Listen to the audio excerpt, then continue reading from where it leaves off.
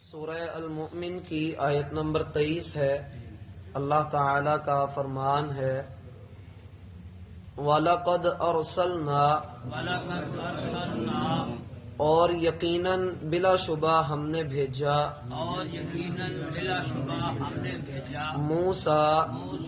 موسیٰ علیہ السلام کو بِآیاتنا اپنی نشانیوں کے ساتھ وَسُلْطَانٍ مُبِین اور واضح دلیل کے ساتھ اِلیٰ فرعون فرعون کی طرف وہامان اور حامان کی طرف وقارون اور قارون کی طرف فقالو تو انہوں نے کہا ساحر یہ تو جادوگر ہے کذاب بڑا جھوٹا فلما پھر جب جاءہم وہ ان کے پاس آئے یعنی موسیٰ علیہ السلام بالحق کی حق لے کر من عندنا ہماری طرف سے قالو تو انہوں نے کہا اقتلو تم قتل کرو ابناء الذین ان لوگوں کے بیٹوں کو جو آمنو ایمان لائے معہو اس کے ساتھ یعنی موسیٰ کے ساتھ وَاسْتَحْيُوا اور زندہ رکھو نساءہم ان کی عورتوں کو وَمَا كَيْدُ الْكَافِرِينَ اور نہیں تھی کافروں کی چال الا مگر فی ضلال ناکام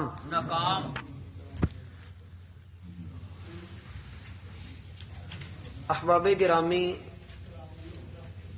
نبی علیہ الصلاۃ والسلام جس معاشرے میں دعوت اور تبلیغ کا کام کر رہے تھے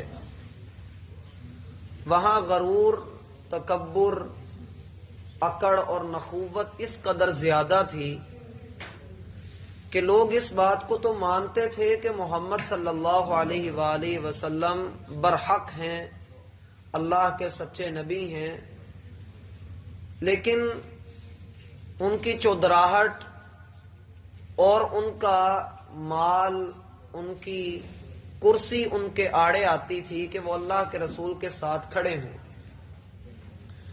اللہ تعالی نے قرآن کریم میں پچھلی اقوام کے حالات اس لیے ذکر فرمائے ہیں کہ عوام الناس کو سمجھ ہو اور انبیاء کرام کا حوصلہ بڑھے۔ تسلی دینے کے لیے اللہ تعالی نے پچھلی اقوام کے حالات ذکر فرمائے، اور دوسرا اس میں پہلو یہ ہے کہ اے محمد صلی اللہ علیہ وآلہ وسلم صرف آپ کو ہی نہیں جھٹلایا جا رہا بلکہ آپ سے پہلے بھی جو انبیاء اللہ نے بھیجے ان کو بھی جھٹلایا گیا۔ صرف آپ کو ہی لوگ جادوگر یا جھوٹا نہیں کہتے بلکہ اس سے پہلے جو اللہ نے نبی بھیجے تھے ان کے ساتھ بھی یہی رویہ ان قوموں نے اختیار کیا۔ یاد رکھیے، جب کسی قوم میں سرکشی اپنی حد سے بڑھ جائے تو پھر ان لوگوں کی عادات، ان کی حرکتیں ان جاہلوں کی سی ہو جاتی ہیں جنہوں نے پہلے وقتوں میں انبیاء کو جھٹلایا، اور انسان اپنی ہٹ درمی میں، اپنی سرکشی میں وہ اس بات کا خیال نہیں کرتا کہ وہ اپنی زبان سے اللہ کے دین کے بارے میں کیا کیا اناپ شناپ بک رہا ہے۔ اللہ تعالی نے فرمایا کہ وَلَقَدْ أَرْسَلْنَا مُوسَىٰ یقیناً اس بات میں کوئی شک نہیں، اسی لیے ہم نے ترجمے میں یقیناً اور بلا شبہ کا لفظ بولا، کیونکہ جب لام زبر لا آتا ہے، صرف ایک اکیلا لام زبر لا آ جائے تو یہ بھی قسم کے معنوں میں ہوتا ہے۔ اس کا مطلب یہ ہوتا ہے کہ بے شک، اور قد کا مطلب بھی بے شک ہی ہوتا ہے۔ فرمایا والا قد، اور یقیناً بلا شبہ اس بات میں کوئی شک نہیں، ارسلنا موسیٰ، موسیٰ کو بھی ہم نے ہی بھیجا تھا. جس طرح ہم نے آپ کو مبعوث کیا ہے، ہم نے آپ کو رسول بنایا ہے، ایسے ہی اپنا پیغمبر ہم نے موسیٰ کو بھی بنایا تھا. اور جب ہم نے ان کو بھیجا تھا بِآیاتنا، ان کو واضح نشانیاں دے کر بھیجا تھا. آپ میں سے کون جانتا ہے کہ موسیٰ علیہ السلام کو اللہ نے کتنی نشانیاں دی تھی؟ 2 مشہور نشانیاں ہیں. ایک ان کا عصا تھا، اور دوسرا وہ اپنا ہاتھ بغل میں ڈالتے اور باہر نکالتے تو وہ سورج کی طرح روشن ہوتا تھا. اس کے علاوہ اللہ تعالیٰ نے ان کو نشانیاں عطا کی تھیں جن کی تعداد 9 ہے. سورہ بنی اسرائیل میں اللہ تعالیٰ فرماتے ہیں وَلَقَدْ آتَيْنَا مُوسَىٰ 9 آیات بینات، عربی میں 9 کو کہتے ہیں. اللہ نے فرمایا کہ ہم نے موسیٰ علیہ السلام کو 9 واضح نشانیاں دے کر بھیجا تھا. یہ 9 واضح نشانیاں سورۃ الاعراف 9ویں پارے میں اللہ تعالیٰ نے ذکر بھی فرمائی. فرعون کے اوپر طوفان آ گیا، یہ موسیٰ علیہ السلام کے اوپر اللہ کی طرف سے ایک معجزہ تھا. فرعون کے اوپر ٹڈیوں کا عذاب آیا، مینڈکوں کا عذاب آیا، خون کا عذاب آیا، مختلف قسم کے عذاب اللہ تعالیٰ نے اس کے اوپر بھیجے. اللہ تعالیٰ نے بنی اسرائیل کو اس کے چنگل سے بچا لیا، آزادی عطا کر دی. یہ موسیٰ علیہ السلام کا معجزہ تھا. فرمایا ہم نے موسیٰ علیہ السلام کو واضح نشانیاں دے کر وسلطان مبین، اور واضح دلیل دے کر بھیجا. اس واضح دلیل کی تفسیر میں اہل علم کا اختلاف ہے. بعض نے کہا کہ اس سے مراد ان کا عصا ہے، اور اس عصے کے علاوہ 9 نشانیاں ہیں. یہ قول کسی حد تک درست معلوم ہوتا ہے. اور بعض نے کہا کہ اس سے مراد تورات ہے جو اللہ نے موسیٰ علیہ السلام کو عطا فرمائی تھی. اللہ نے بھیجا کس کس کے پاس؟ فرعون، حامان اور قارون کے پاس. جب کسی قوم کے بڑوں کا نام لے لیا جائے تو پوری قوم مراد ہوتی ہے. جب کسی قوم کے بڑوں کا نام لے لیا جائے تو پوری قوم مراد ہوتی ہے. مثال کے طور پر ہم کسی کے گھر میں کوئی شادی کا کارڈ بھیجتے ہیں تو ہم اس کے اوپر گھر کے سب سے بڑے فرد کا نام لکھتے ہیں. ایون کہ اگر کوئی فوت بھی ہو گیا ہو تب بھی ہم اس کا نام لکھ دیتے ہیں. اللہ تعالی نے یہاں پر بنی اسرائیل کے جو بڑے لوگ تھے، اہل فرعون تھے، اللہ تعالیٰ نے ان کے نام یہاں پر ذکر کر دیے، اور اس میں باقی سارے مراد ہیں جیسا کہ آگے ہم پڑھنے والے ہیں. فرمایا ہم نے فرعون، حامان اور قارون کی طرف موسیٰ علیہ السلام کو بھیجا. فرعون اپنے وقت کا بادشاہ ہے. حامان اگلی آیات میں آئے گا کہ فرعون کا وزیر تھا. اور قارون ہم پیچھے 20ویں پارے میں پڑھ چکے کہ بہت بڑا دولت مند تھا، تاجر تھا. بعض تفسیری روایات کے مطابق، اللہ ان کی صحت کے بارے میں جانتا ہے کہ کیسی ہیں، ان کے مطابق کہا جاتا ہے کہ فرعون موسیٰ علیہ السلام کا چچا زاد بھائی تھا، کزن تھا. ہم نے موسیٰ علیہ السلام کو ان کی طرف بھیجا. فقالوا ساحر کذاب، انہوں نے 2 گالیاں دی. ایک تو کہا کہ یہ جادوگر ہے. کسی سیانے بیانے آدمی کو، کسی عقل مند آدمی کو، کسی بھلے مانس آدمی کو، کسی سلجھے ہوئے آدمی کو اگر ہم ایسے لفظ کہیں تو یہ اس کی شان کے خلاف بھی ہیں، اور یہ انہیں اپنے لیے گالی تصور کرے گا. کجا یہ کہ انسان اللہ کے بھیجے ہوئے پیغمبروں کو اس طرح کے لفظ بول دے. فرمایا فقالوا ساحر، یہ جادوگر ہے. اور پھر اس پر ہی بس نہیں کی بلکہ کذاب، جھوٹا کہا. اور جھوٹا یہ کذاب فعال کے وزن پر ہے. اس کا معنی ہوتا ہے بہت ہی زیادہ جھوٹا.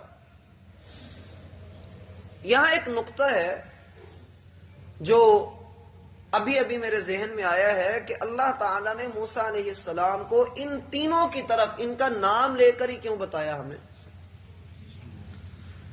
اس میں اللہ تعالیٰ کی حکمت یہ ہے کہ جب آپ کسی قوم کی جڑوں کو اکھاڑتے ہیں یا کسی قوم کی جڑوں پر کام کرتے ہیں تو بقایا درخت خود بخود ٹھیک ہو جاتا ہے۔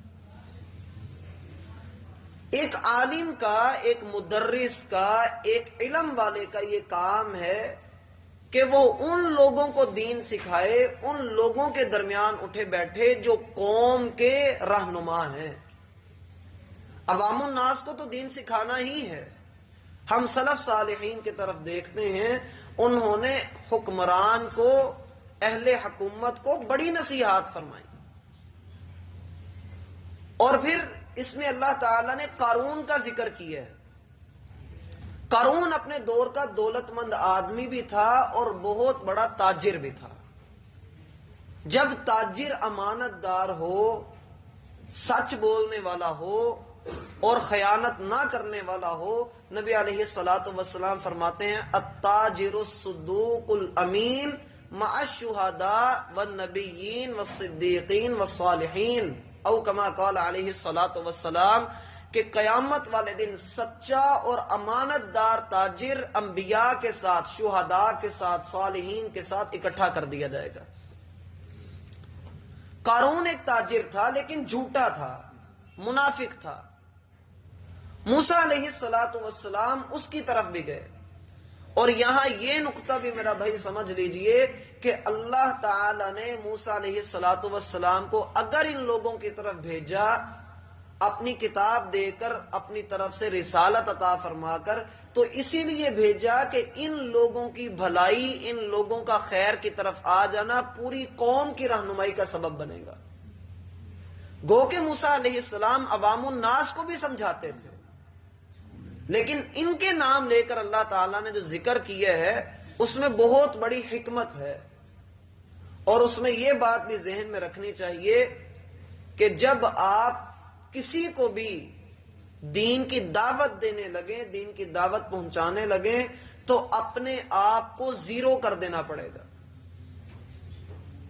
اللہ تعالیٰ آپ کی عزت کا محافظ ہے۔